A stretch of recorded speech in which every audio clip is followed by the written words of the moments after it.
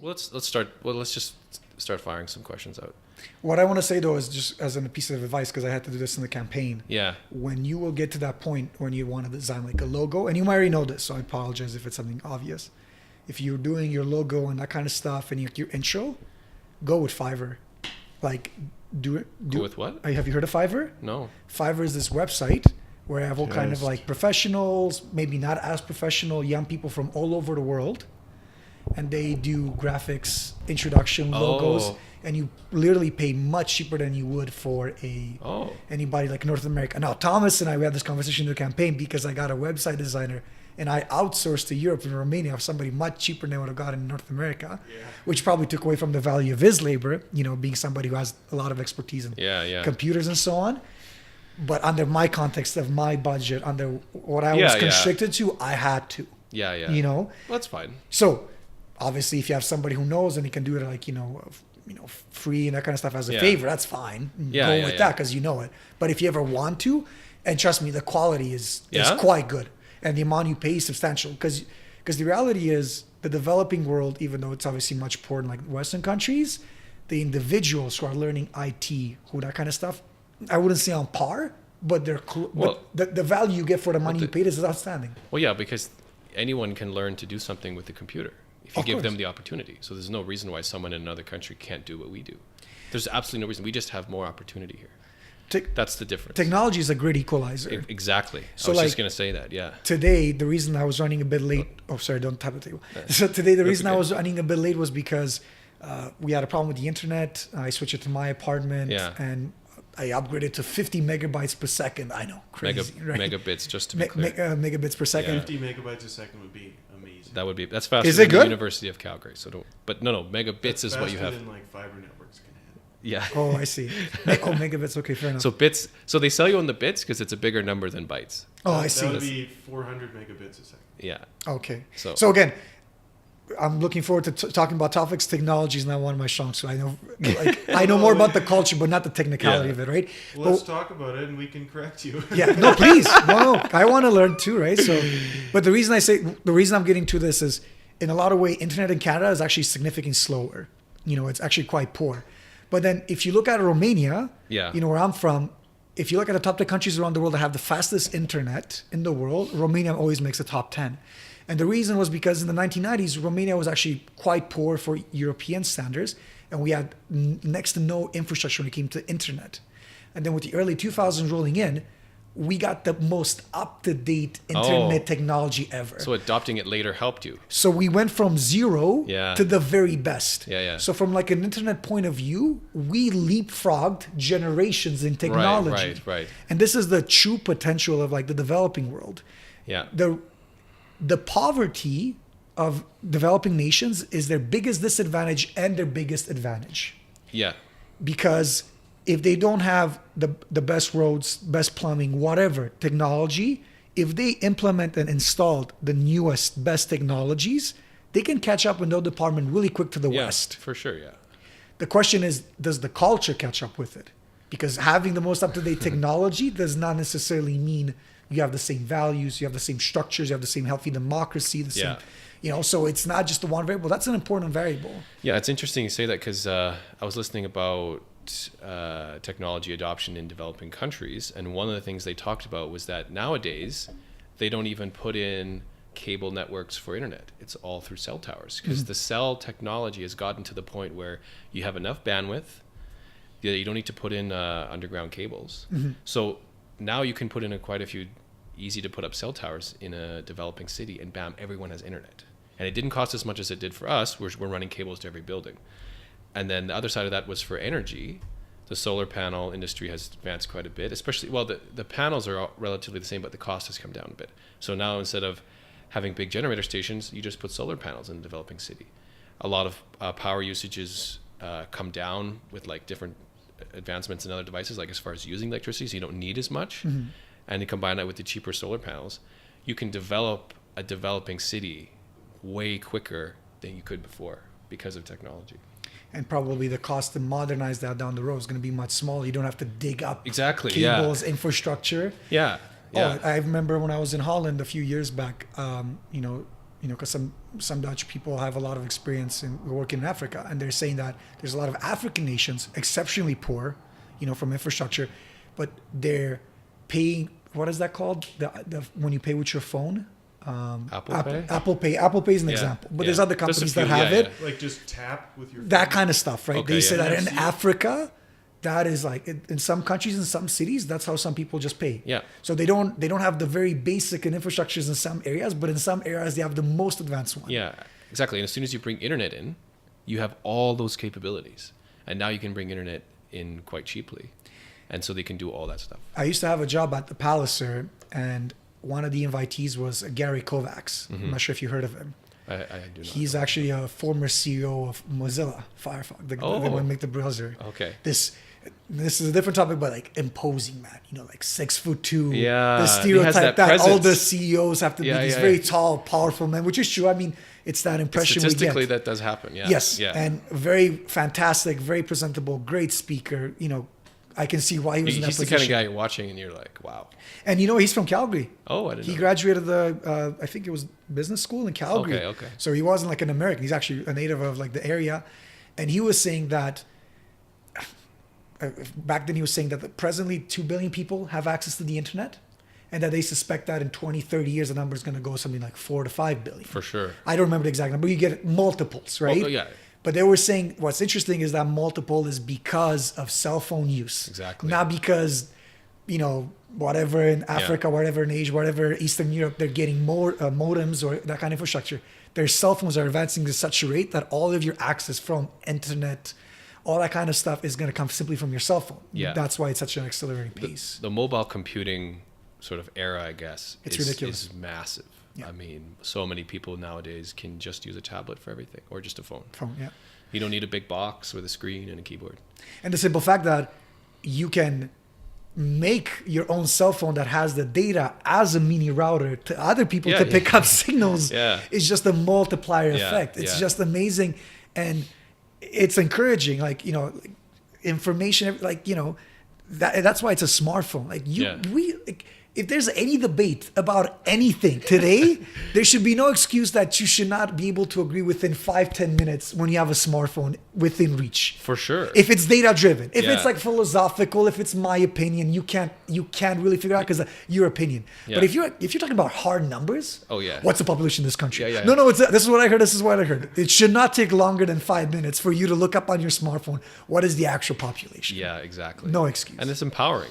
And that's empowering to developing places to have that information access. That's why I think classifying internet as a utility is very important. Like it's almost a basic need, because if you're not connected to the internet, you're so far behind. You can't advance. Interesting. As I a think- basic need, but you're not pushing as a basic right. Maybe I'm not saying the right word with basic need, but when you look at what as the word utility, anytime a modern society puts a new community together, they think of what? Water, sewage, electricity, and then communications. I think that internet, or it used to be called the phone line because it was just a Well, phone. it's more important than phone lines now. Yeah. Like, I don't know any of us our age who actually has a landline phone. Not me. And if you're But we're relying on cell networks or the internet. But phone lines are the utility, not the internet. Exactly. If you're using the phone line, it's to access the internet. Yeah. It's not to make phone calls. Yeah. But it's also because of like the culture came up in, right? Like when phone lines were starting to provide around homes, Yeah, right? yeah. It was kind of like a partnership between like the state and the private company who provides that kind of stuff. For it was, sure, It yeah. was an old school way of thinking. This explosion in smartphone technology is a competition between these international global companies Yeah. thriving in like their Yeah. business environments, which maybe they're looking at like tax breaks and other incentive for governments, but for the most part, they're just doing their own thing. It Yeah. didn't have to be a partnership to talk to the state. Hey, we need you to build this infrastructure exactly. for us to provide you the server, which was the situation with the phone lines. Yeah. So it's amazing how much more important it is, but they're birthed from two different situations. Yeah. And the other thing that I would add is what is especially crucial is this last 10 years, I'm not sure. For me, 2006 was my 10th graduating year in high school. And I remember when I graduated, the smartest smartphone was like the BlackBerry. Yeah. And that was very recent, and everybody just had flip phones. Yeah. So in 10 years, we've made, I wouldn't even say leaps. We're making like continental shifts in what For a sure. smartphone can do, but other things we haven't. So it's very interesting in humanity, in the things that we advance substantially, and in the things that we think we're going to advance substantially, but we're Yeah. actually not advancing It's substantially. because there's money there. Yeah. That's why we're. You think it's because of the investment? Well, think about how many cell phones Apple's selling. Mm-hmm. $1,000 a pop these days. That's true. There's a huge like benefit to Apple just from To get into as many hands as possible. like their R&D. The reason they can spend so much in developing advanced cell phones is because they sell so many. Mhm. Otherwise, there's no benefit. So there's a serious incentive, yeah, for Yeah, sure. the incentive is huge. Massive, yeah. Yeah, that goes into one question I was going to ask you, which is the difference between government intervention or letting private businesses handle what should be done for society or for citizens. Mm-hmm. Where do you draw the line? Because it's a fantastic motivator for a company to make a lot of money. I mean, that's the only reason why we have these many smartphones. It's because there's profit there, and it Yeah. has helped a lot of people. So you could say overall, maybe you could say it was a good thing. Mm-hmm. How much does the government intervene, and how much do they just let macroeconomics roll? So I want to get one thought in. No, Is for that sure. a question Please. between socialism and not socialism? Mm-hmm. Or is that like an economy situation, regardless of what type of government is in place? Yeah, it's different countries have different examples, and for our history we have different instances. But for me, I'll give you the example that I went through today. Yeah. Because the internet wasn't properly working, I called my provider. Will not mention their work, that kind of stuff. Yeah. Mentioned the provider. How And long were you on hold? more than I wanted to, and I mean in the hours in total time, right? So quite a bit. And in that case, you can try to make the argument, you know what? I've had enough of this company and the very poor services delivered me on my internet provider. But what's my option in Calgary besides that? Let's call it company T.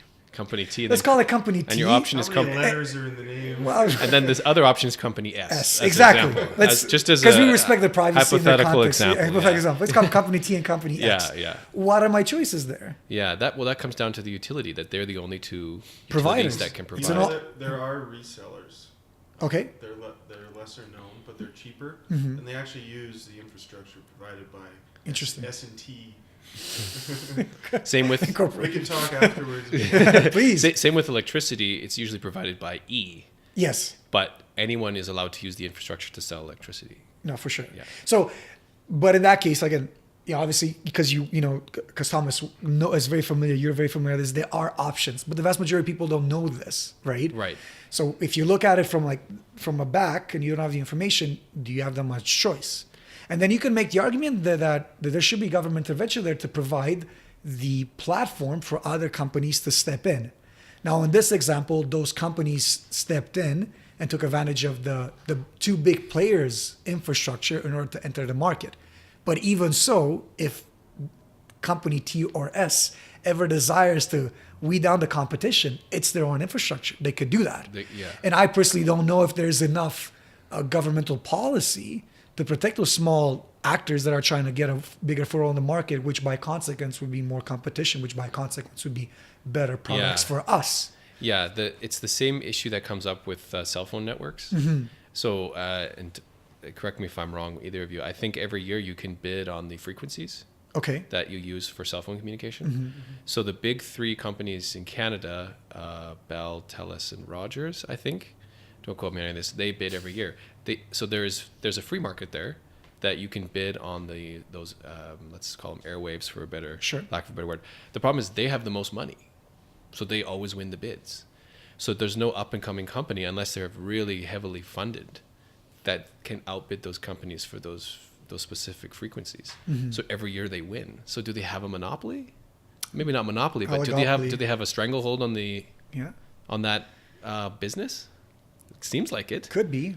I don't know. There have been cases, like there was this one example of companies that provided bread to stores in Calgary, they actually agreed on the price of bread. Yeah, exactly. And they got fined. So what stops for any other industry that provides any service that's as essential? Bread's pretty essential. Yeah. You realize if you don't eat that, bread's pretty essential. But it's up there. Cell phones are up there too. Absolutely. Yeah. So sorry, go ahead. No, my goodness. Like Yeah. when we didn't have internet in my house for like a day, Or an the hour. amount of things that I had to come up with to do, it was liberating, but at the same time, it just shows you how I'm not going to put it the same thing as food, but from your habits. Yeah, for sure. From the way you go on Day-to-day about your use. day, Yeah. it's remarkable. Yeah. In some extent, it's worrisome because you see how dependent or like how interconnected it's with your daily life. Yeah.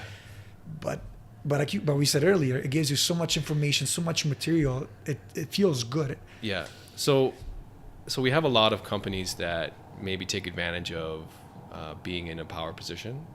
So does the government step in on those when it's obvious? Because I think it's kind of a gray area. Mm-hmm. It's hard to make a decision on if this is because it's obvious to see, but it's obvious. I don't think it's obvious to be black and white that this is actually happening, but you can kind of see that maybe that's happening. Most likely that's the case, but not definitively. Yeah, I think there are cases. I mean, if there's enough complaint, if you can see an abuse of power, if you can see enough fiscal evasion. Yeah. When we talk about like the Panama Papers or all these other documents that organizations like Anonymous or WikiLeaks provide, you talk about all this fiscal evasion, done by these corporations in order to, avoid taxation.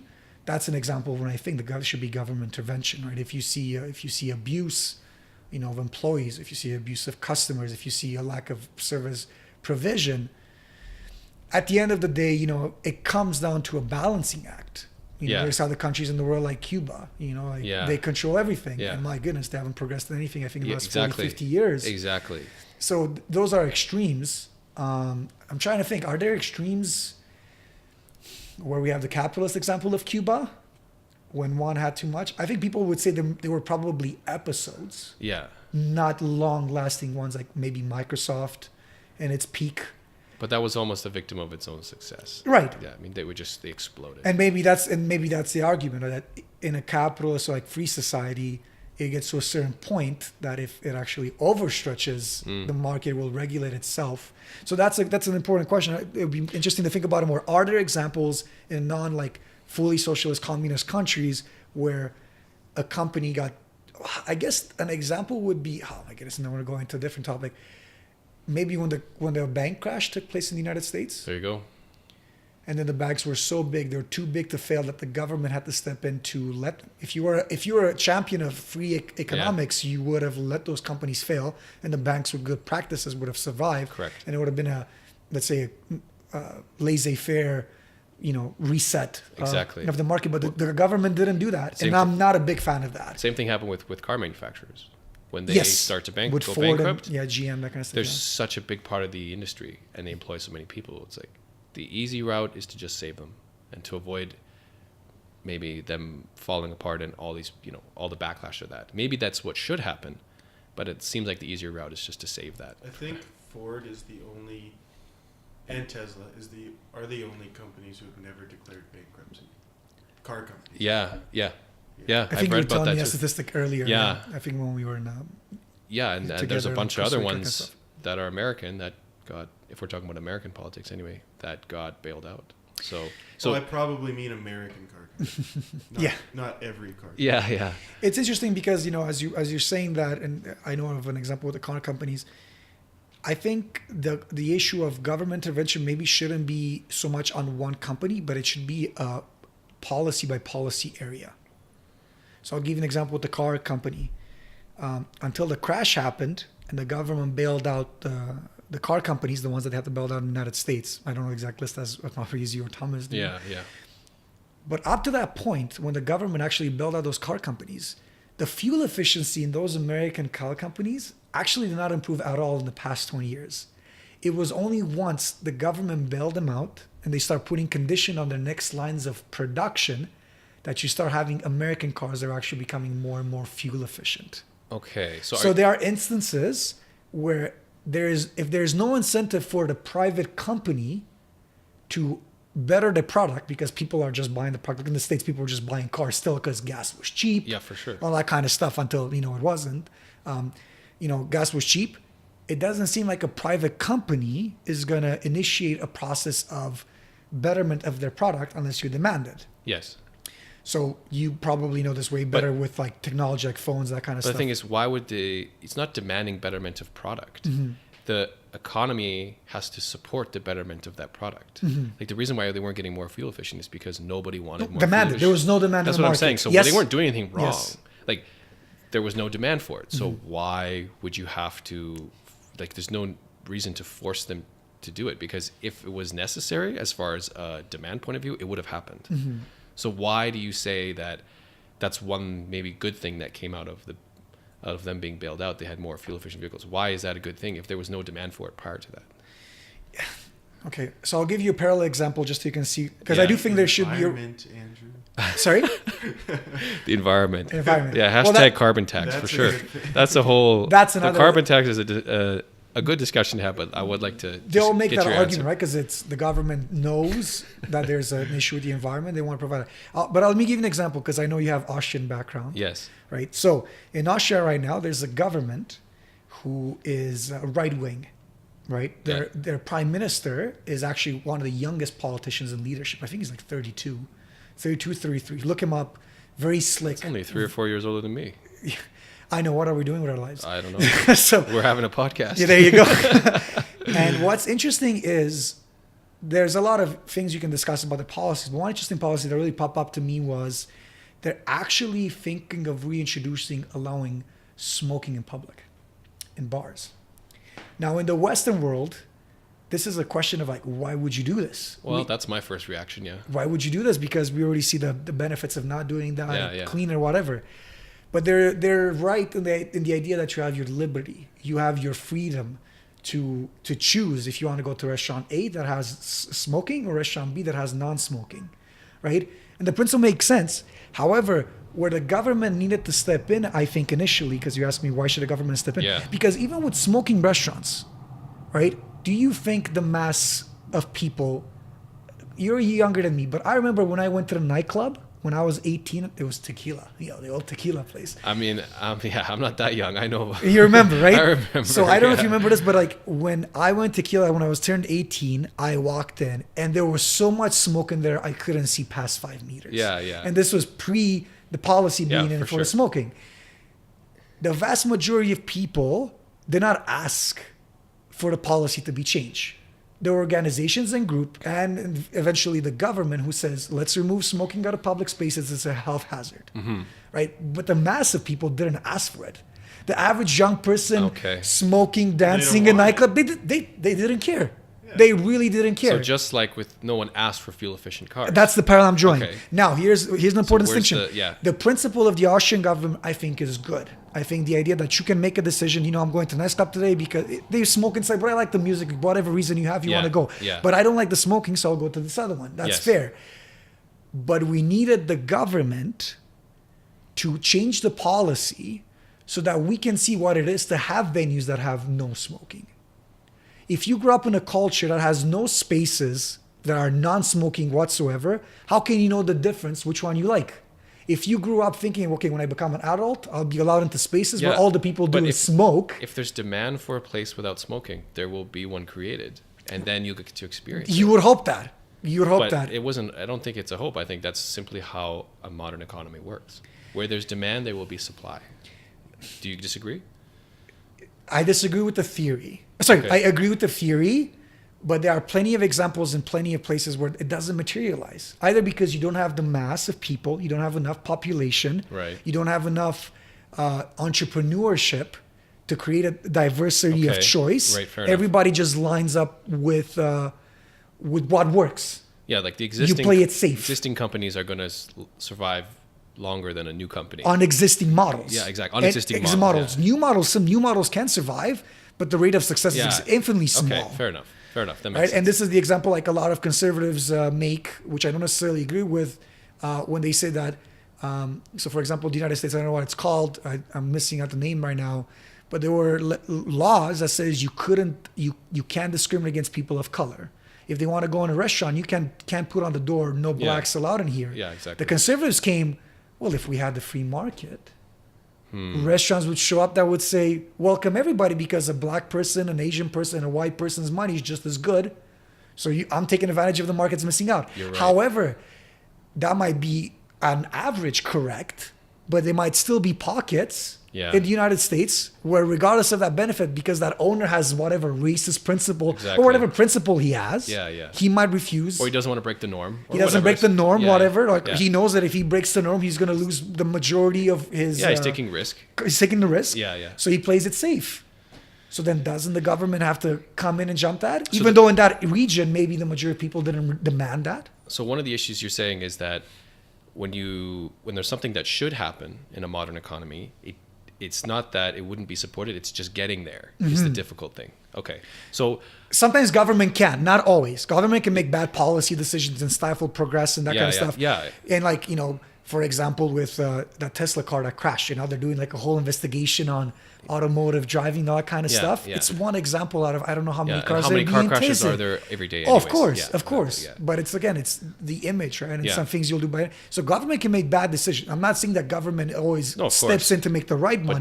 But there are instances where you're like, this is good. This is good that they've at least given us a window into that, so we can see what the need is there. So if you were to build a government from the ground up, and for any modern economy anywhere, I mean, European place, North American, how would you set it up to have as much support for business and protecting your citizens at the same time?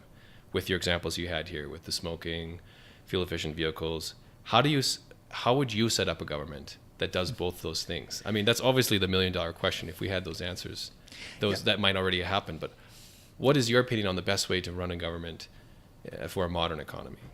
Yeah, that's a very hefty question because obviously, a state, any kind of government involves so many people and just the structure is massive. Because the structure is quite old. Yes. So if you're doing it from the ground up, what are some differences that from the old model to the new model that you have that you would implement, or what are parts of it that for sure you would take out of what's existing right now? I would definitely, the number one thing would be education. Yeah. I think, people don't like politics, and that's fine, because there's a lot of circus to them. There's a lot of superficiality and, just face and no substance behind it. But our education system does a really poor job of teaching the importance of governments, of politics, of educating people. Why is this important? Why this is not important? What you should avoid, what you should not avoid, what you should prioritize. And the reality is we don't do that today. We don't teach enough civics. People don't feel affected by government or politics until they feel affected by government and politics. Yes, exactly. Which shouldn't be the case. Like, I'll give you a quick example. Like, the government of Alberta recently announced that for Sikh members of the community, and I think you like this because I think you ride a motorcycle too, don't you, Thomas? I used to. You used to. We both used to. You too as well? You retired it? I retired it, yeah. Both of you? Okay. Temporarily. But it's been temporary for a few years. Fair enough. We're still young, plenty of time.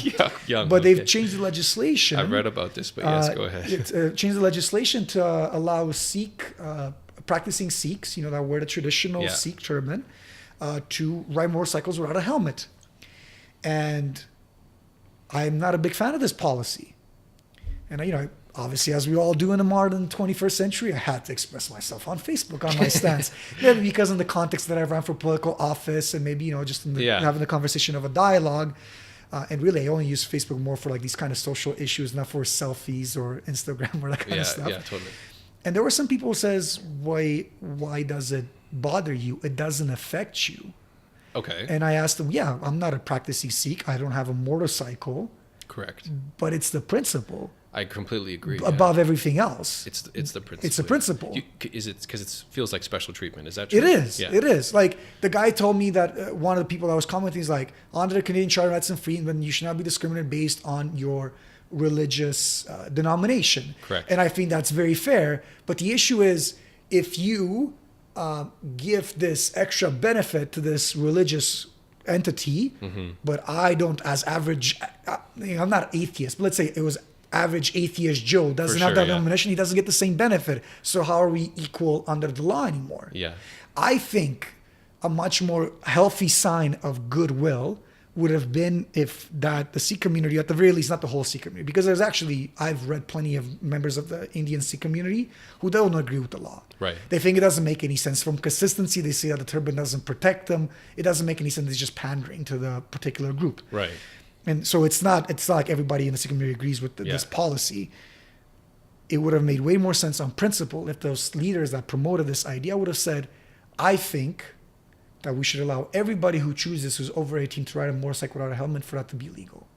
Right. And they would have promoted the principle, not just their own necessity. Right. For Okay. what they'd have done. Yeah. And I think that would have been healthier. That makes sense. Yeah. So that's why, because you were asking me, right? Like, something doesn't only have to affect you. Yeah. Right. It doesn't have to impact you. And it's still important. It's still, of course. And so to dial it back to what you said, it was a big thing you would change is education. Yes. You would want people to be more educated so that these issues are important to them. Is that correct? Yeah. So I'll give you another example. You are an engineer by trade, right? That's what you studied. Correct. I did social sciences. Correct. So as logic would obtain, I'm very lucky to be in a high level of a politician's office, an important position. 90% of the time, you will make a higher income than me. Yeah, statistically, probably. Statistically, Yeah. right? Statistically. Yeah, taking us out of the equation, statistically, Statistically, for sure, as yeah. averages, laws are averages, Yeah. right? Now, the tax bracket that you are at a higher income Right. does not affect me because I have a lower income. Correct. But that doesn't mean that I cannot be logical in my analysis. Is this a fair taxation on somebody who put in the education, put in the time, put in the effort to become a category that is valued by society, that brings so much added value to whatever projects he's doing? Right. Should it be taxed this much? Should it be taxed less? Yeah. It doesn't impact me because I'm in a lower income bracket. But just because it doesn't impact me doesn't mean that I shouldn't think about it, I shouldn't be involved, or shouldn't Or say it's not something about important. it. Yeah. It's not important. So you're saying if you have more education around politics and policy, Yes. then these topics will be, I guess, maybe more smartly debated, or at least people consider it, right? Because one thing I wanted to ask you about, a lot of people love to complain about politics Yes. and about political situations and policies that come up.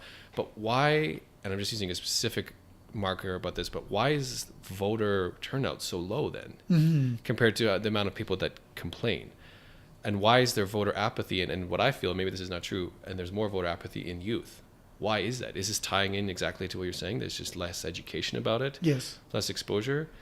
Why is the voter turnout is it 50 and 60% or something? That seems low for something that affects you for many, many years. Why do you think that is? Yeah, no, obviously it's all relative. If you compare to countries like the Netherlands, Denmark, other Scandinavian countries, their voter turnout is somewhere in the 70 to 80%.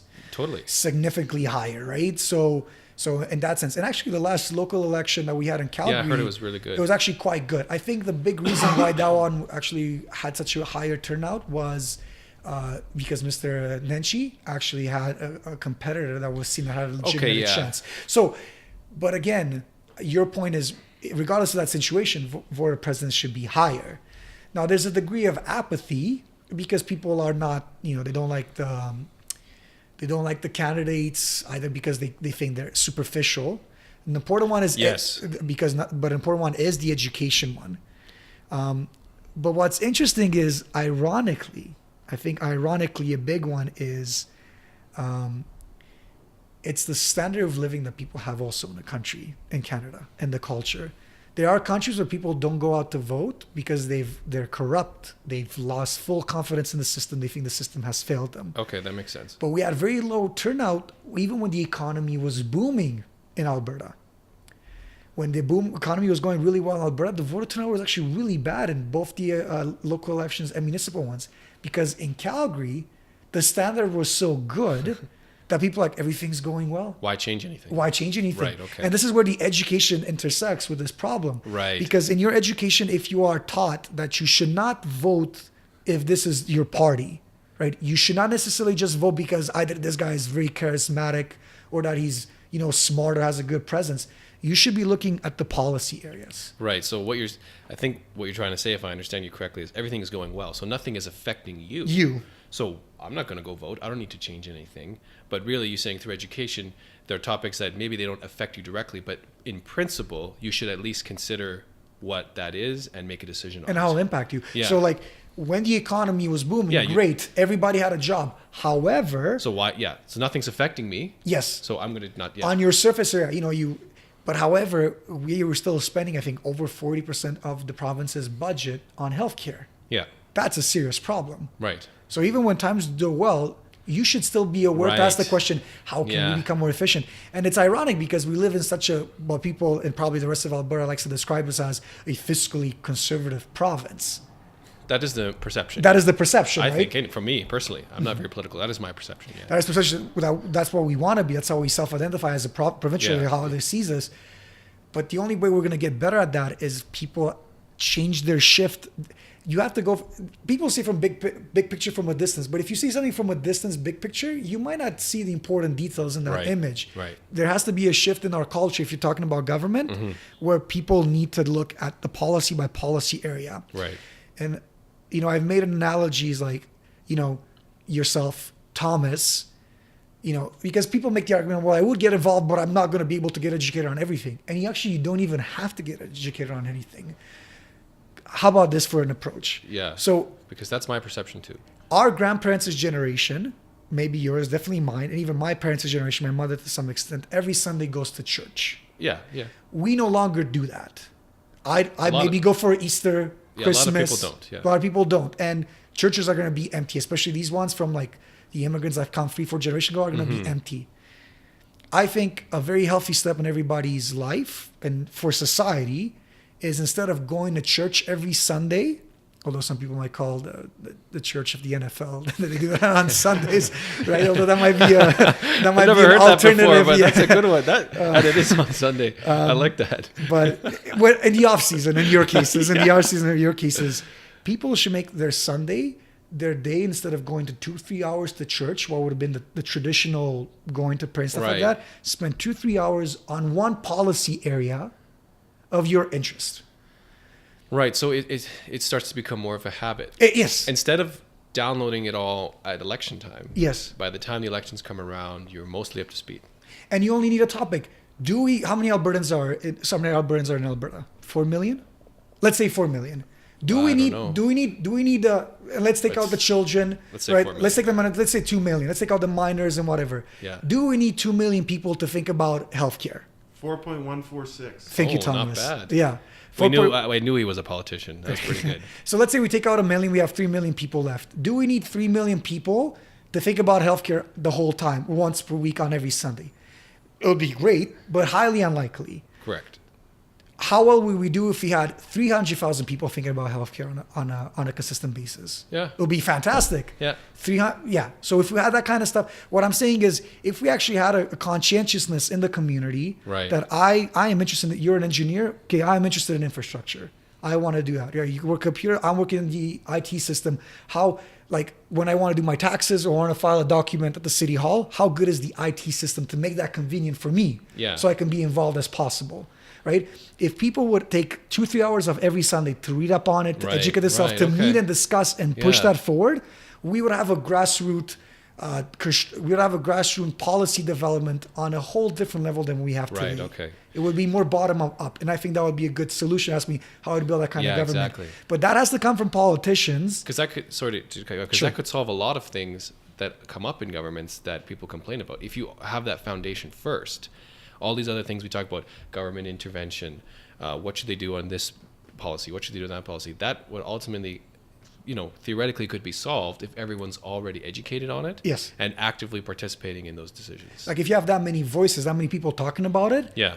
I'm not going to say you're going to find every flaw, but you're going to cover most of them Yeah. if you have that kind of critical mass. For sure, yeah, yeah. So, okay, this is a good point because I was hoping you would put together from the bottom up government as you see it. Structure, yeah. But I like the way you put this: is the first step is to build the foundation of people being educated and active in the political arena. That makes sense. So, I'd just like to jump topics quick. Sure. If we go into U.S. politics, because Yes. that's always a hot topic these days. Personally, and I don't know how Thomas feels about it, but I'm kind of detached from the U.S. political arena. yeah. I'm not I very just political. think it's comedy. Yeah, and that's how I feel too. Sure. It's just one sort of exaggerated news story after the other. What do you think is really going on? Is Trump the hero of the right or the villain of the left? What do you think is really happening behind the smoke and mirrors of what we see through different news outlets? I wouldn't say that smoke and mirrors for sure, but it feels that way sometimes. Yeah. Well, I wanna get it out of the way. If I had to vote in the last election, people might not like this, but if I had to vote in the last election, I probably would have spoiled my ballot, which means that I wouldn't have voted for Hillary, but I wouldn't have voted for Trump either. But I still would have gone to vote and tell them how unhappy I am with this election. Yeah. I want to mention that really quick. The United States is exceptionally unhealthy in this sense. What people need to understand, the reason Trump got the Republican nomination is because the Republican had over 10 candidates running for that nomination. And the way the system is set up in the United States, if you're not a member of either the Republican or Democratic Party, you have next to zero chances of being elected. Right. So when people are like, oh, how did Trump get to be the candidate of the Republican Party? Well, that's because the vote got split throughout the primary process between 10 different candidates. So he didn't win a majority of the votes. He won a minority. But more than everyone else. Kind of first past the post kind of approach. So he won that. Now, in regards to Trump and Hillary, it's a bigger conversation. I just thought that, voting somebody just because she's a woman and it will be the first kind of thing. I'm not a big fan of that. I wanted way more substance. The best candidate should win. I always talk about my sister, as an example of a woman who's exceptionally successful and ambitious, and I've met other women who are the same. There's a lot of issues with her, but that's a different conversation. But Trump is the president. That's the president. You mean Hillary, not your sister? No, my sister's awesome. Yeah. Hillary is, I want to clear that up because Hillary, I could have lost in translation. Yeah.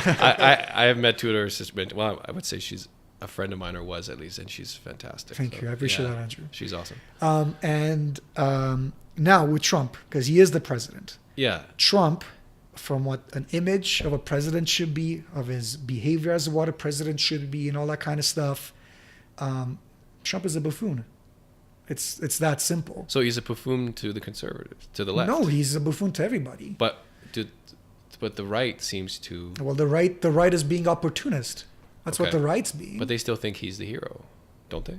Or not so much. There are people who there are people who enjoy him just breaking balls, in the media and to the establishment and just being a wedge and just causing everybody a headache by just being so wild and out there.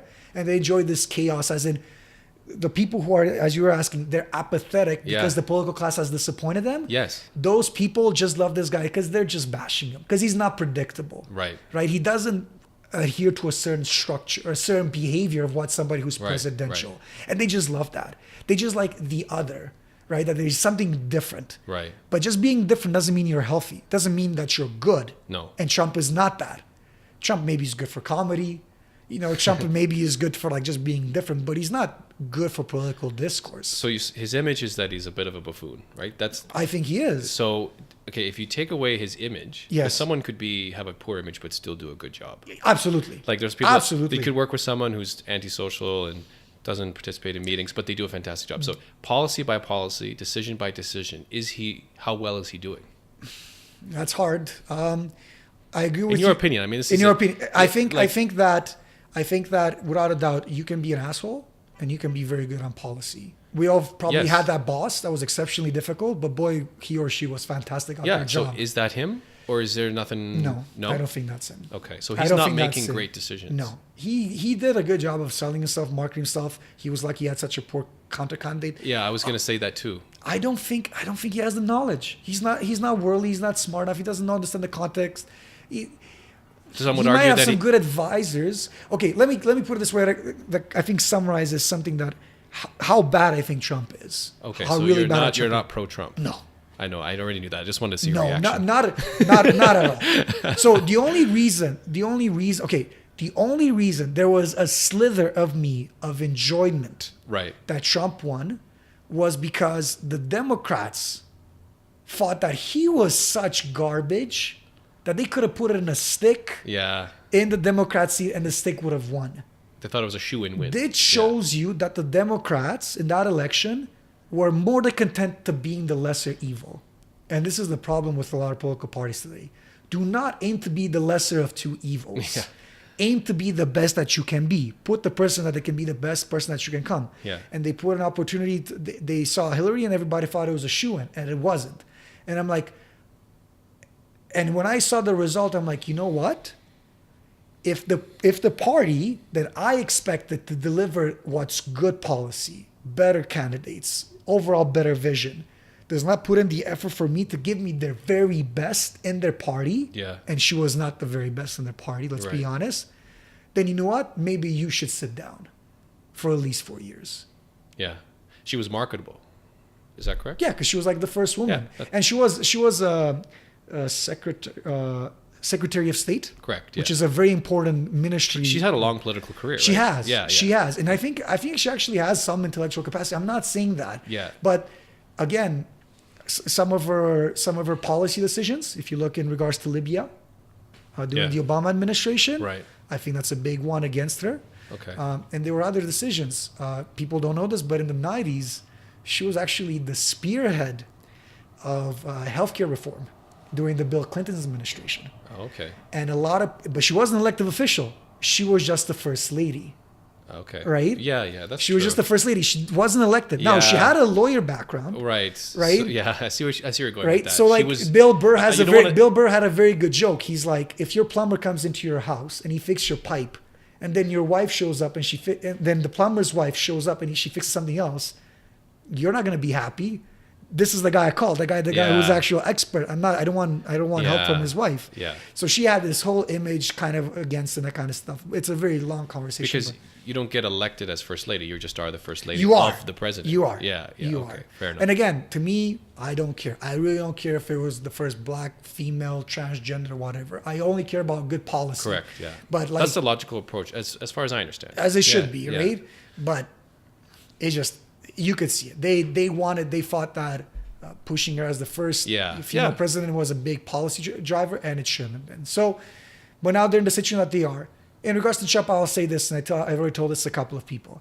The greatest gift Donald Trump can give to the American democracy is this. Uh-huh. If by the end of his 4th year, his first mandate, I already have my status, I already have my hashtag, which is, Are you assuming he's not getting reelected? well, we don't know that yet. I don't want to make that prognostication yet. Yeah. But let's say 4 years go by, he finishes a mandate, he doesn't cause a war, he doesn't cause a concentration camp of Mexicans illegally crossing the border, right? Or any other ethnic group. Yeah. My status is going to be, this guy is the worst Hitler in history, right? So like, seriously, because everybody painted him when You he got heard it here elected, first. right? He got it painted as the next Hitler, next dictatorship, for totalitarian. sure. Whatever. Yeah. He's a buffoon. I'm surprised people didn't compare him more to Mussolini, because if you ever watch old videos of Mussolini was all like the stereotypical like Italian sitting like this, hands all over the place. He is much closer from a mannerism, from an exaggerated body but language to Mussolini than he is to Hitler. Hitler is easier to sell. Of course, Yeah, because you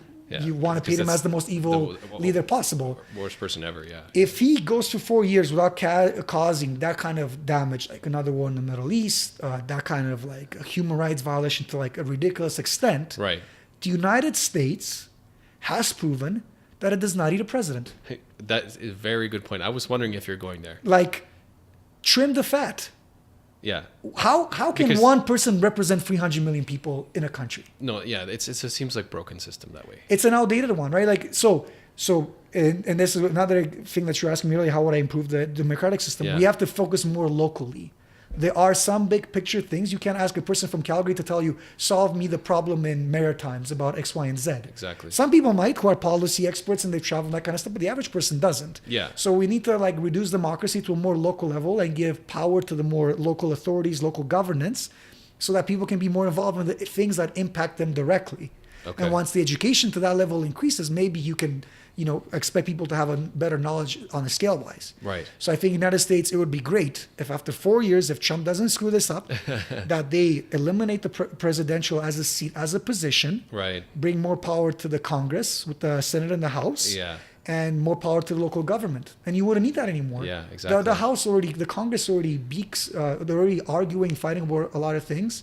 You would lose executive power from the president, which means that the president can overstep certain legislation. Right. Which may or may not be a good thing. Obama did that quite a bit. The flaw to that is The flaw to that is the next president that comes to power, they can overturn the previous one. Yeah, exactly. It's not cemented. Yes. Congress's decisions are cemented to some extent because the next Congress has to get a majority or whatever to So not to cemented, but it's a overturn. harder road. But it's a harder road, but it's Yeah. a healthier one. Yeah, totally. You have a presentation. You don't just have a guy. You don't have just a buffoon, right? That comes to power and he feels and he feels like he can change whatever he wants because I have a bigger button than the other guy who has, who has a button, sorry, right? That button, it was so, interesting. So that's my opinion on. No, I don't think he's good. My sincere hope is that he's a very ugly mirror to what American society is, because American society has this ugly face on Yeah, it. it's been exposed here. Yes, the superficiality, even the nature of human beings, right? Because people still picked somebody who was quite buffoonish to become president. Yeah, exactly. Right? Yeah. They didn't. They preferred to swallow, and well, he didn't win the popular vote. No, so the vast but- majority of people still kind of picked Yeah. the lesser of the two But evils. that also seems like a flaw, but yeah. But Anyways, it's yeah. a bigger. That's another conversation Yeah, about yeah. the American political structure system. Yeah. But yeah, it's no. I'm not a big fan of him. Yeah. He is just at the the only positive is that I hope it causes self-reflection in the Democratic Party and the Republican Party and to take Yeah. advantage of it, because boy, it just shows you the hypocrisy. Yeah, yeah. Like the Republicans were beaking on the Democrats when Obama was in power. They're overspend. They're spending at the same. Yeah, spend. totally. They're just spending in different areas. Yeah, They just like to focus on different areas, but they're still overspending. The debt continues Yeah. to increase. So yeah. makes sense. So you ran for City councillor. award here in Calgary, right? Yes. So I just wanted to ask you about being a politician and Well, being a candidate. being a candidate. A sorry, I should- politician, you only are when you're elected. So Yeah, I'm not, that's I true. wish I was, Yeah. but it's not the case. I always call Tudor a politician because he's the closest guy I know that is Is in very involved, politics. yeah. So one thing that I wonder about is, as a politician, you're a human being, right? Yes. And you have human tendencies to maybe be selfish, or basically what I'm asking is, how does a politician always make the right decisions for the group? How do you, because we're all humans and we have bad days and we have times that we might do something in self-interest. How do you ensure that? Or does that happen a lot? Do you think that happens a lot where people get into power and do a lot of things in self-interest? I'm just sort of wondering that, as you've ran for award and I think you're closer to other politicians than us. Do you see that self-interest cloud their judgment? So there are plenty of examples. There's plenty of situations. For me, running was like a dream come true, even just running, because Yeah. I've always wanted since I was a kid. Since I was Yeah, a no, young. I want to officially say I want to congratulate you for doing that, because Thank that's I know you said it was an extremely amount of work. There was a lot of And- work. Yeah. And it's I'm imagining it's vulnerable to go door to door and make your case, right? So that I just want to say I'm proud of you for doing that. Oh, thank you. Yeah, no, it was a great experience. It taught me a lot. When you're asking me about how your vulnerability as a person, if you go through that process, like in anything in life, our brains are quite amazing. You can trick yourself to think that you're quite outstanding in something that you might be quite average in, Yeah. and there are Did politicians you trick yourself to believe that? Or you're saying that in general, but other politicians? The reason I ran in that area was because when I looked at the other candidates, do I think I am the best person to be a politician? Absolutely not. Do I think that based on the people that run in that election, would I have been a good choice? For sure. For sure. Yeah. Are there people better than me for politicians? Absolutely. Yeah. No doubt about it.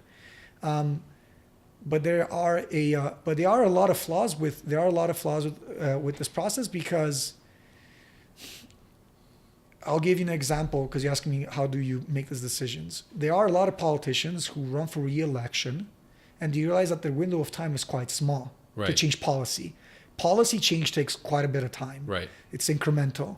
And in Calgary, city councillors actually had mandates of only 3 years. It's only been recently that they changed to 4 years. So that gives Maybe you even less time. You get elected.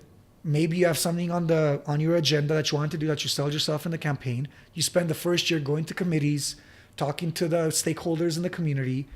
You kind of get an idea of an outline. By the second year, you maybe draw something you presented. It goes another to a debate. And by the third year, when it finally takes shape, you have to start going door knocking. Okay. You have to find out You're what people already have to do. running to be reelected. And people are going to be elected. Right. So what happens is, especially I think politicians that have a certain experience and they understand the process and they've seen it, like even for me, because we had to release our fiscal donation information. Right.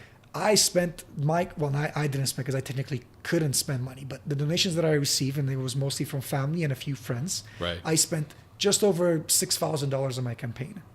Do you know how much the winning candidate in my area spent to win the seat? Well, it's public knowledge, so why don't you let us know? $106,000. $106,000. $1,000. There have been candidates in our area. $106,000. $6,000. That's so sorry. I'm not clear how this works. Is that all have to come from donations, or is that his own? So if you submit that you'll be running your campaign as Yeah. somebody who accepts donations, Right. you can only take donation money. You have a ceiling from each individual or each individual company of up to $5,000. Okay. But that's the limit. But you have unlimited total. Okay. So okay. let's say 500,000 people donate you Yeah. 5 million. That's what, $2.5 million. Yeah, No yeah. problem. That's perfectly legal. They Okay, just have to okay. meet their ceiling. So So the point I'm trying to make too is these politicians understand the system. They understand what it has to do. They more than likely, in instances, are making policy compromises to ensure the interests of the people who have donated consistently to their campaigns, because they know that the average person doesn't donate that. You're a smart guy. You're a smart guy. Did you know that was the conditions to donate? no. No. It's a part of the education.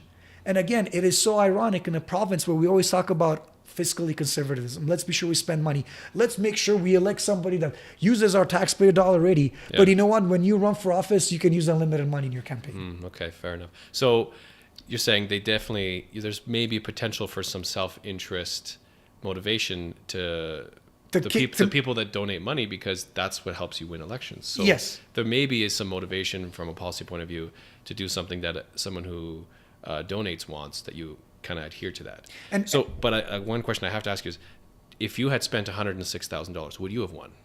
I would have been way more competitive. Really? Yes. Absolutely. The rich get richer, eh? Okay. That's what it This feels is like something when you I say something realized. like This is that. something I realized in my process of going this. Many things, but this is one. Yeah. Because we're talking about history and developing countries. Right. It has never been easier for anybody in the world, well, especially in the Western countries like, Canada and the United States, to run for office. Okay. In the past, there were conditions. Sometimes what your skin color was. Sometimes what your religion was that you couldn't run. No, they actually are. Depending on I've heard that before. Sure. Yeah. No, even from my own country, like if you were Orthodox in Transylvania, you couldn't run if you didn't want to pursue religious domination. Yeah. So up to a certain point. And other places around the world, that's a condition. So, if you didn't, even if you were white, let's say you were white, had the same eye color, hair color, and stuff like that, but you were a peasant, Yeah. you have needed to have own a certain amount of social land status, to be yeah. able to run. Yeah. Okay. So today, there has never been a more openness or accessibility for anybody to run for office. Anybody can run, regardless handicap, no handicap, skin color, Yeah. religion. Okay. So that's a good thing. That's a good thing. But the access to winning still lies in the hands of those that have the resources. Yeah. And this is where another question becomes, should the government get involved? Because are people demanding right now? Did you hear after the election anybody demanding that we should have a ceiling That's a of good only point. this much funding in a That's a good campaign? point, So I can yeah. see you, Bob, Joe, whatever, Kim, Yeah. whatever, see how well you can run a campaign with only $50,000 as your ceiling? Right. There isn't. And there's no demand for it. There's no But demand for maybe it. it should be done. Maybe because maybe there's apathy, maybe because there's plain ignorance, right? Totally. And to go back to education, I didn't even know that. Yeah. I had this is all new information. I had absolutely no idea. And maybe if that was something that was brought up, at least I think, well, maybe we should put a ceiling on it. Yes. At least I could maybe be part of the conversation. If it was something you could vote on, maybe I'd have a informed opinion. Again, there's that lack of education coming through because I didn't know that. So, and I also want to be honest, and I don't want to paint a completely horrible picture of elected officials. That's not what I'm saying. No, I of think, course not. I think there's a lot of people, especially in Canada, a country where people do want to do really good to get elected, there's a lot of people who start with wanting to do good things for their community. Yeah. Maybe they have some self-interest, but I think they want to do a lot of good things for their community, but they understand how the process works. So Yeah. they adjust that process in order to have at the very least 2 to 3 mandates so that they can at least get what they want to get done accomplished. Yeah. So maybe the system in some way can slightly promote some self-interest because of the way. Okay, fair enough. Because the way it's structured and the Yeah. way you are so dependent. And again, if you ever look on, there was an article on CBC once you had to have the disclosure of Yeah. the documents. Yeah. The people, I don't think there was anyone, maybe one counselor, none of the counselors that won under $100,000. Really? Yeah, there were counselors that won Oh my goodness. with over $200,000. Okay, so I was just going to ask you this. Yes. What's the difference? Like financially, what changes? Obviously, you have more money, but why does that change your outcome? So the marketing is obviously the level of places you get exposed to, the number of signs you have, and this is another unfortunate effect of our society. Yeah. People will make spontaneous electoral decision course. based on the number of signs they'll see there, not the policy, or whoever has Yeah, whoever has like a pleasant There's a color or a good. And then There's you a demand for signs, so there will be signs. exactly. There you go. So that's where the market comes in. Very Yeah. good. So there are situations where you pay for that image and the image that counts. I went door knocking because I didn't have the same level of resources. I went door knocking and I had people that were my voters asking me, "Well, I just read the next Taxpayer Federation article on the answers they had for all the candidates, and I didn't see any of your answers there." Okay. That was because I don't have the same team that the other candidates have that pay for the people on their staff. Oh, You're telling okay. me that an elected official who goes door knocking 5 to 6 hours a day, has to go to a debate, has to go to some other event, has time to answer 30, 40 surveys on a campaign that doesn't even last 30 days, and to be meticulously good with grammar and to make sure that has a good, complete answer? No. Those campaigns have staff people that answer that. So if, for example, let's say you're like a traditional... I forgot about the squad. Yeah, so remember, need the you need a squad. Yeah. We just had this conversation before we started the podcast of people that have podcasts and YouTube channels that have 20 employees. Yeah. And there's only one face. Yes, There's 20 people. but 20 people working behind Yeah, it. It's the same political campaigns, and you need the money to pay those people. Right. Okay. Right. For as much as they might love that person, they really want to. If you ask those people to work 40 hours, if not more, per week for a campaign. Yeah. And this is why candidates. I ran in the seat election because I wanted to be independent. I didn't want to be tied to a party. Right. But this is why when it gets to provincial and federal, people don't get elected who are independents. Yeah, they of don't course. have the same infrastructure. Yeah. Do you think that for every question that you know what I mean when I ask this question? Do you think when people get asked questions, they get the policy direction from the party, Yeah. and then they simply express Yeah. that. That saves them a lot of time and resources to focus on the needs of that particular area. That's true. And they're sort of, again, the face again. Exactly. Someone else sort of choreographed what they're going to say. Not that it's lies, but just help them with that moment. Absolutely. Yeah. Efficiencies, right? And Exactly. there's There's a lot economies of of scales and that kind of. Yeah. So if you're an individual, independent, you need economies of scales financially Right. to succeed. If you don't have economies of scales financially, you need economies of scales resource-wise that you get from a political exactly. infrastructure. So that's what I'm saying. The barrier to entry for running as a candidate has disappeared. But the barrier to win is still very much there. Is it less than what it was in the past? Absolutely, because you have more people entering. Right. Okay. Without a doubt. Yeah. It's still quite striking. Fair enough. So yeah. So, what do you feel about your running? Are you happy with how it went? Obviously, I know you didn't win. Yes. But was it a great experience? Was it too stressful? Personally, how was it for you? Oh, there were moments it was quite stressful, and there was a lot of positive reinforcement. I was really happy that I ran in an area where I grew up after I immigrated in Canada. Yeah. That's why I chose to run there. A lot of people said maybe I shouldn't have made the decision because ethnically, the area is quite diverse, and Yes. it's not my demographic from my background. Right. But I told people should run in areas that they know, and not. If you're a political realist, you disagree with me completely, and I understand. If you want to win, you should do everything that it takes to win. Some people make that argument. Right. I am not of that philosophy. I Okay. think substance and contribution is way more important than just winning. So it was an uphill battle then. You knew that. Of course. And you were confident still, or? Okay, I'll give you one example. Sure. And I hope that I don't know if there's any chance that the current counselor who has one in the area is going to hear this and take this the wrong way. The only person watching this is my mom and and maybe Gene. Maybe Gene. Maybe Gene. And probably my dad, because like I said, your mom. So we have a few parents on here. Yeah. During my campaign, one of the things that I hammered home was the necessity for the extension of the Blue Line in the Northeast. The Blue Line is the sea train that runs all the way to Saddletown. That's right. Yeah.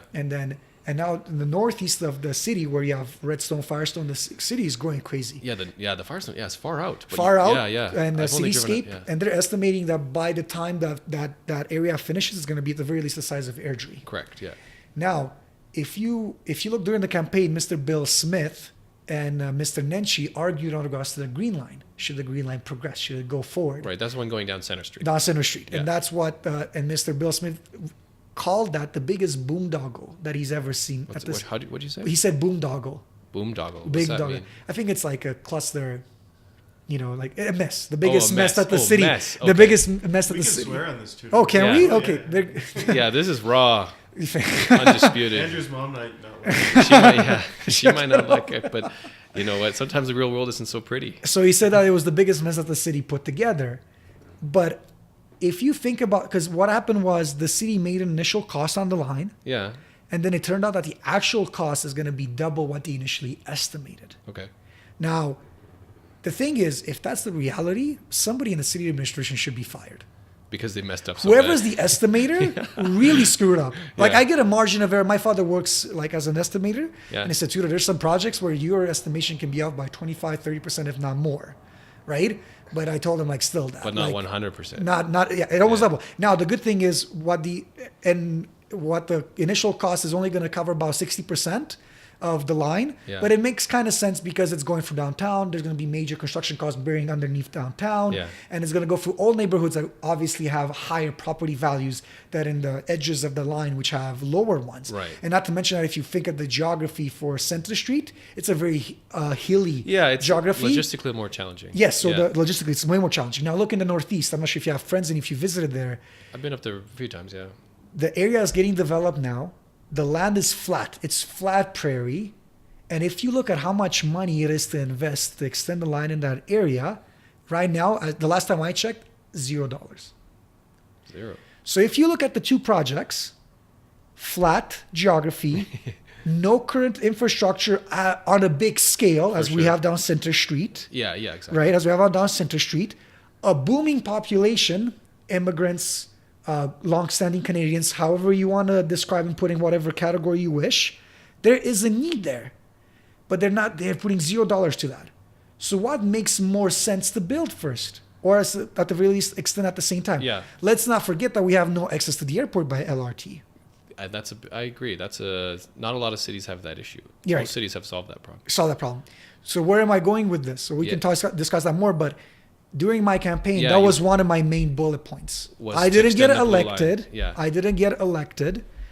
But the person who got elected, they didn't talk about this. This was not in their platform. Not at all. They didn't spoke at it maybe they spoke at it like personally a little bit with some people, but did not make it an essential point that after the election, Yeah. now that they're discussing the long-term budget of the city, he has brought up this topic, talked about it, and mentioned it.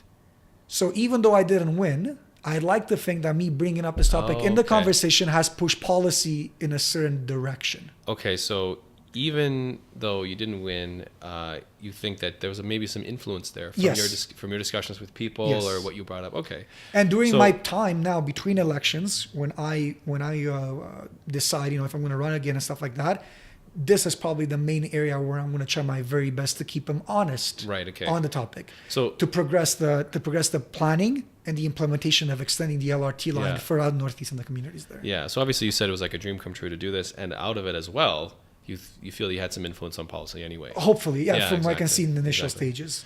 Sweet. So overall, it was a good experience then. Very good. Yeah. Again, there were some discouraging things. Like I said, the lack of the level of ignorance about the process. People who are exceptionally intelligent, but because they don't focus in this area, they don't know much about the process. Right. And again, there are areas that you need to be incredibly intelligent, but it doesn't have the same level of impact on you Right. as the political sphere does. Right. Okay. Yeah. Exactly. And the reality is, if you don't do, like I said, let's say your Sunday exercise that I was talking about earlier, Yeah. let's put the analogy with the physical. Your election is a physical that you do every 4 years. right.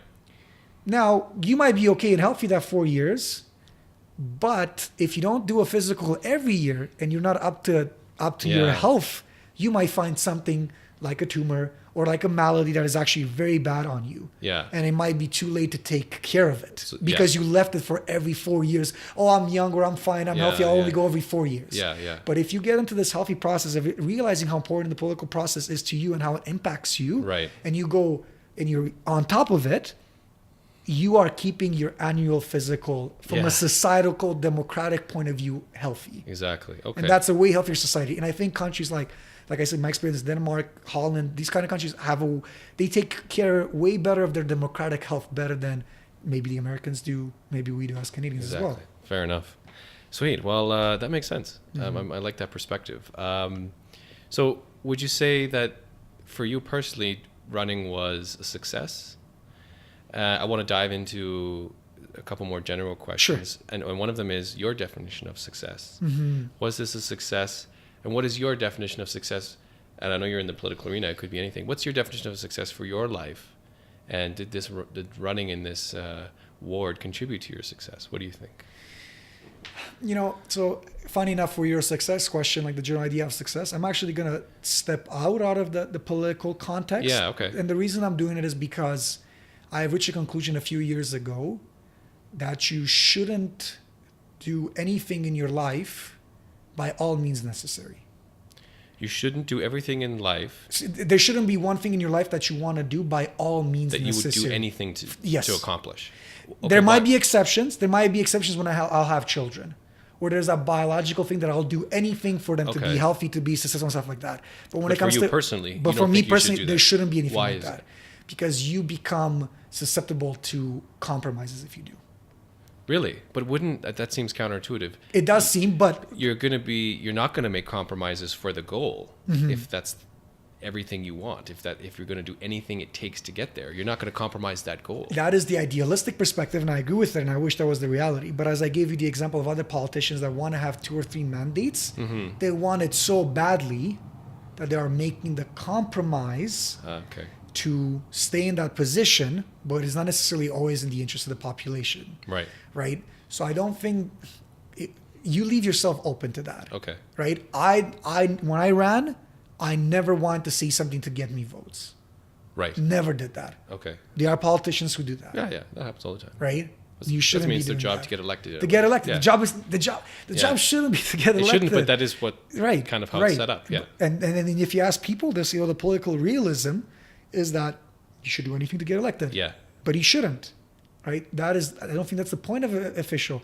Like, somebody who's a politician should not be the best in everything, but he should be somebody who is able to pick the people that work with him that are the best in the areas that they are. You Right, should be okay. a good judge of character. You should be a good promoter of values. This is why I don't think Trump is a buffoon. Trump is not a promoter of good values. Yeah. Trump is not a locomotive for a better society, right? Yeah. Right? He's not. That should be the measures of Right. like what a good official is. Now, in regards to what I think success is, Hmm. You personally. personally, I think success is, for me, because there's so many ways to look at success. Oh, this is hard. Does it stem from a certain amount of There's assets? success. Does There's- it stem from just having your basic needs covered? What is? There's success. Okay, yeah, that's a Where very does it good. start? Those are very good categories. There's obviously success in the way others perceive you. Yes, that's what I had talked about before. Was that a lot of success is maybe societal perspective? Societal push, because we are societal beings. Correct. And we are and often measured compared to others. Is that important to you? I wouldn't say it's as important as other people, but I can't say that I neglect it, because you do measure yourself to other people. So I might be intellectually capable as somebody who was very successful professionally, but he has the material, he has the standing, he has the traces to prove his intellectual competentness. Right. Okay. I might think I have that, but if I don't have the same status of that, I don't have the same measure. Maybe you don't feel as successful. Yes. Okay. So that's important. To me personally, if that wasn't a variable, and it is to me, success is just having a life that allows you to be more conscious of who you are as a person.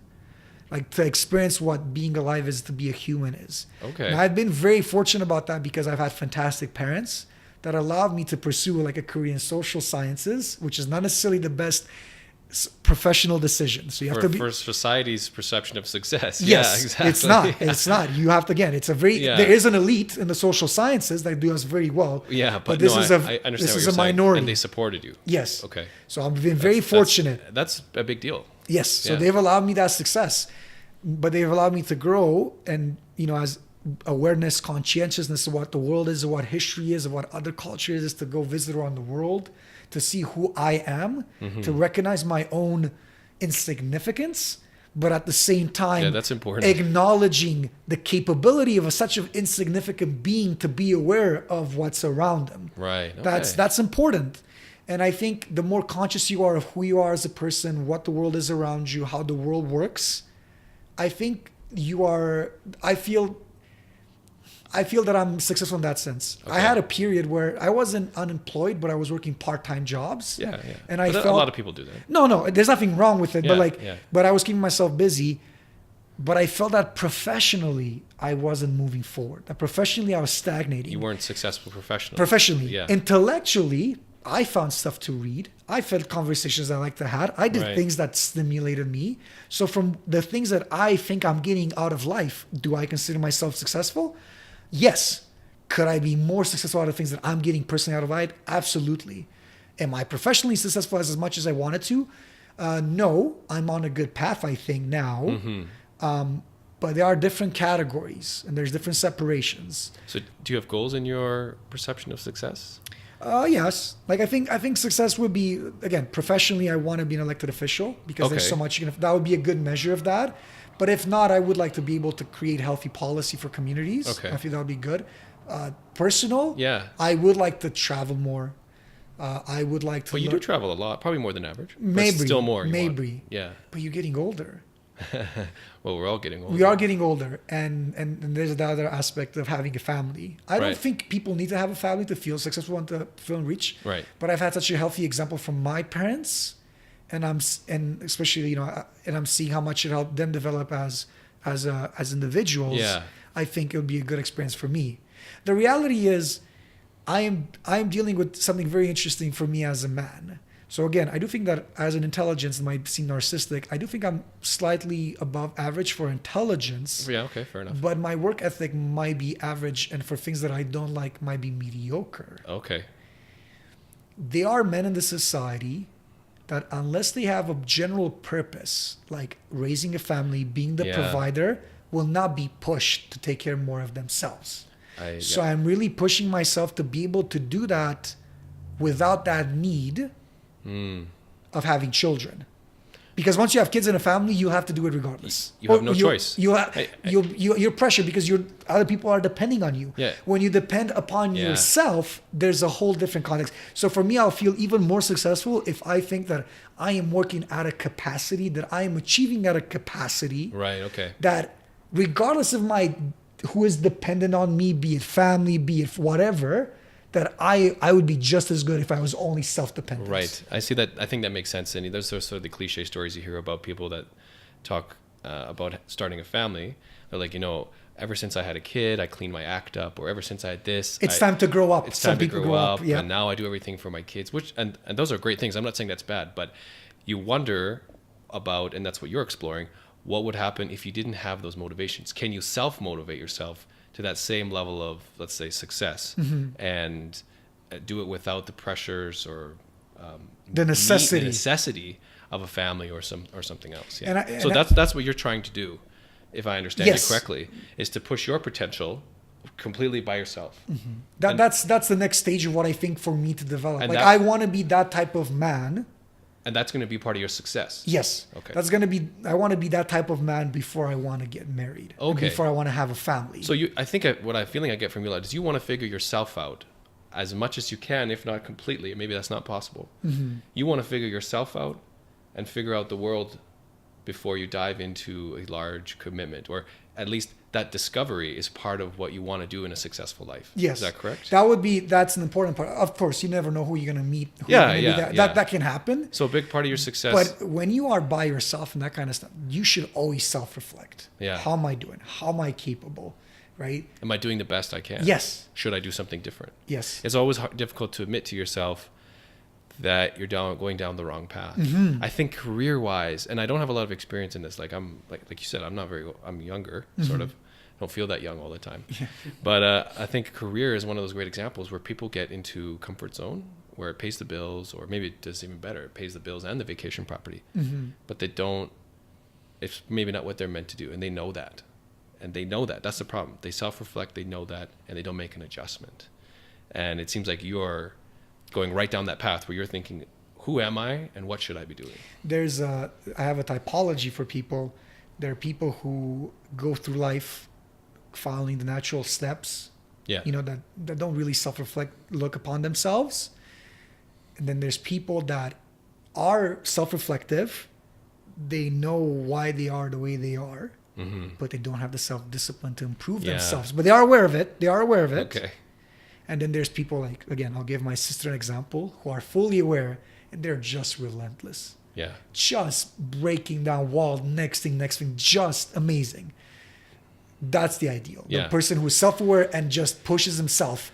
The most frustrating is the person who is self-aware that, hey, I should be better at this, but doesn't have the discipline to get better at it, because the people that don't think about their day-to-day, they just think it's normal. Yeah. I'm in my early 20s. It's time to get a family. Yeah. It's time to have kids. It's time to grow old. Everyone hates their job. So do I. That's normal. It's c'est la vie, right? Yeah, so, c'est la vie.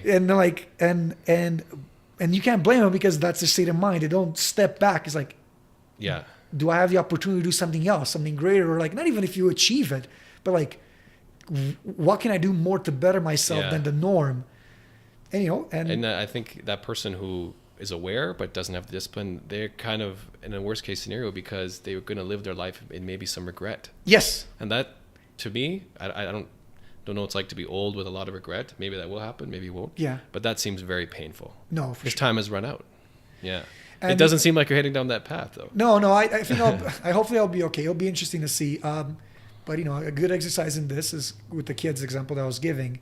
I think it's very healthy. I'm planning to do this very soon. I've been thinking about it for like a couple of years. I didn't do it because I didn't have time. But I think it's very healthy for people who think about maybe potentially having a family, writing down before they have kids what to them having kids means before you have the child. Okay.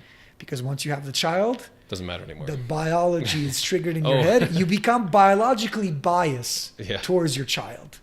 Nothing else will compare to that. Yeah, you change. Yeah. So I think it would be a good exercise. There's a lot of exercises like this, but I think to me that's something I want to do, because I'm looking forward to being a parent. I really do. Again, very good examples of my parents. Yeah.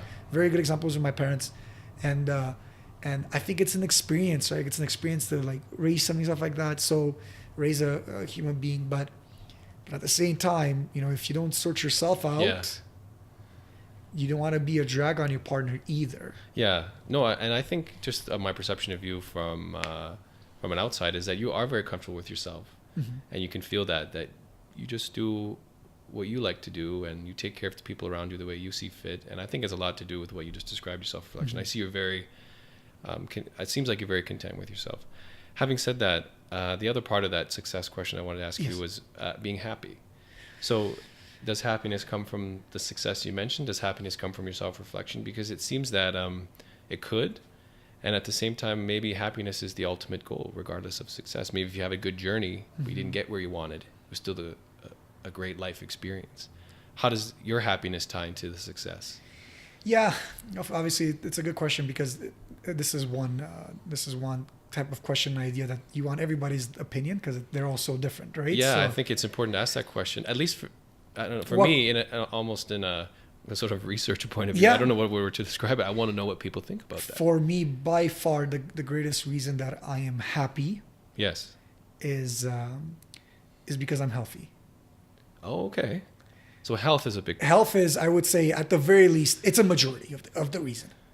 Really? It's a majority of the reason. It has to be. Even if things maybe aren't going so well. Yes. You're happy when you're healthy. Yes. Wow, I did not Now, expect that. would I be the happiest? Would I be the happiest in those situations? Of course not. There is a point that you're happy. There's degrees of happiness. Yeah, for sure. But I mean, like a healthy level of happiness, because like if you're not healthy, how Yeah. can you improve your life? See, If you're ill, right, but wealthy, you could enjoy the same way. You could combat and try to get it. But if you're healthy and life is not going that good, you can always try to look forward to improving your situation. yeah. I've met so many people, not a lot of people, I don't want to exaggerate. I've met people who are not healthy, that have tons of potential.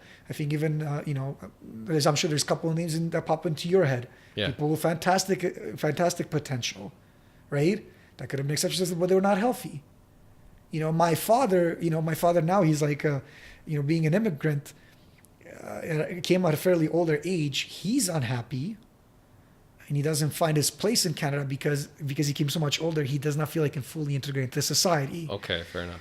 And he thinks that part of his happiness is being abroad, traveling to Europe, being close to Romania. Right. And I tell him, and he has moments when I have conversations with him, and I tell him, but you're healthy. Yeah, okay. You're in good health. You can get to that point. Will it happen You still tomorrow? have the potential. You have the potential for greater happiness, right? You need that foundation there. And that foundation of happiness, the greater happiness, is your health. Right. So I've been very fortunate. I've like hurt a few limbs through soccer. I've walking with a limp for a couple of weeks, that kind of stuff like that. I've had those instances. I have not had a situation where my illness was exceptionally poor or very poor. Yeah. And that's going to be a true test for me. If right? that ever happens. If that ever happens. And in connection to like a successful, the true test of a person does not come when they're ill, because most people know how they react. That's an important one. Yeah. Your true test of how you react is when you are healthy, when things are going well. Are you maximizing your success? Are you maximizing your good situation that you're in? Because if you're sick, you can't. Are you helping as many people as you can? Well, not necessarily that. Like I don't want to put responsibility on other people. If you are doing well, right, that can be an indicator. Yeah. But are you doing? But are you doing the most that you can? Are you using the most of your potential when you are healthy? Do I think I'm doing that? No. Okay. No, not by like the amount of effort I put into things that I can be really good at. No. Yeah. Fair enough. Intellectually, I think I'm doing well. Again, up here, I'm okay. In the action, can be much better. Right. Okay. Fair right. enough. So what brings me happiness? The happiness that gives me the basic happiness is that I'm healthy. And I take care of that. I try to take care of my diet, my physical activity. Right. Could I take care better of it? Well, sure. yeah, but I think you're pretty healthy. But how can I increase my happiness?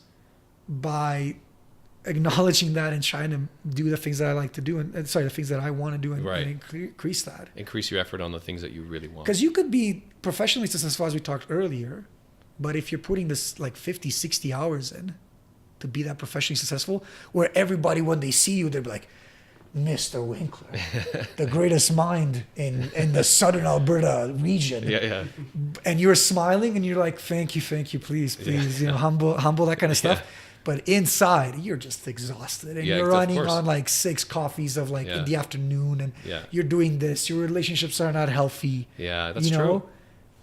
Are you happy there? No, you're happy. I think that happens to a lot of people. You're happy in some extent for some things, but you could be unhappy. So the question is, how can maybe I guess happiness would be a accumulation of happiness in a lot of areas. Okay, that you are content with most of the things you do. Yes. And for you, one of the biggest factors is your health. Your health. Okay. You have to be healthy. If you're not. Yeah, I've heard from someone say this before, that if you don't have your health, you don't really have much else, because you take it for granted when you're healthy. Of course. You don't think about it, but when you're not healthy, other things that you worked for, you can't really enjoy, right? Or it doesn't really matter that you have 3 cars. You can't get out of your bed or whatever it is. So I never thought you'd say that. That's interesting. What did you think I would say? I don't know. I actually didn't know but I didn't think it would be health, but it makes a lot of sense. Because only someone who's really sick can tell you how much it takes away from their life. But I do want to emphasize that. I do want to emphasize that. Again, I don't want it to happen to me, but again, these are the true tests of a person's character, right? I don't know how it is to be ill. Yeah. I don't know how I'm going to react. That's something that I'm not happy about. I don't want never to find out. No. Maybe, hopefully I'll not, but when I'll die, maybe hopefully of old age, I'm aiming for 100. Yeah, I'm aiming for 100. Oh, really? Good. If I don't get to 100, I'll finally be early to something. Right? So but boy, I'm very grateful for that. But people should be conscious of that. And again, I'm trying to be healthy again, not just physically. I'm trying to be healthy in the things that I get involved in the community and what I care about, that kind of stuff. I need to be healthier professionally in the habits that I put at work that allows me to become more happy by my professional ascension, hopefully ascension. Yeah. And all these kind of stuff. So happiness, again, it's good. It's a good question. It's a complex question, but it should be it's a number of variables. Exactly. Right. For sure. Awesome. Well, you know what, Tudor? I think we got over everything I wanted to talk about. Is there anything else you want to mention? No, thank you for the invite. You know, You know, some awesome answers. I appreciate it. No, and I appreciate you guys. And again, I know it's not easy, you know, putting this stuff together. And the good thing is, you know, this is the future. Yeah. And people have a lot of, like, you know, interesting stories, interesting Exactly. perspectives. And we talked about technology even before we started the podcast. The amount of information and the amount of dialogue that people are going to have, not just through this podcast, but just in general of our modern technology, it makes you optimistic. I agree. It makes you optimistic about the conversations we can have. Yeah. And the way we can grow as individuals from the information that we can collect from each other from our conversations. Yeah. Besides AI taking over, it's optimistic. I Yes. agree. Yes, absolutely. Well, I just want to say to Tudor, I'm glad you came on. I think you have an awesome perspective, at least an unbiased one. And what I look up to in you is how honest you are with yourself. It's something that I try to do, and it has helped me in the past change some things in my life, but I'm not as honest with myself as you are. So I really appreciate that from you. I really like your energy. You're very comfortable with yourself. And I look forward to more discussions because I know you always have a great perspective. So thanks for coming on. Thank you, Andrew. And thank you, Why don't you Thomas, for suck taking his care of dick? it. And thank Well, you, I thought Thomas, it- for taking care of setting this up. Eh? And happy Easter to people who are celebrating, of course. Well, I got to say one nice thing about Tudor at least. Yes, you know. Oh, boy.